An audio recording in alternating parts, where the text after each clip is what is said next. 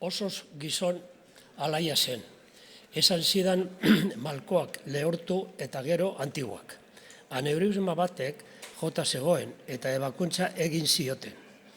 Handi gutxira, familiako baskari bat izan zuten, piparreneko denek.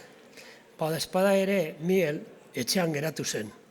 Makai zebilen eta hobe etxean geratzea. Mielek ordea, ezin zion eutsi baskarira joaten gabe.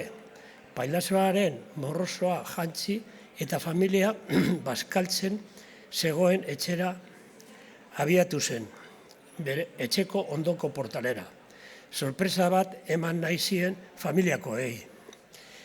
Baina eskaileran igotzen hasi zenean, ondo ezik sentitu zen.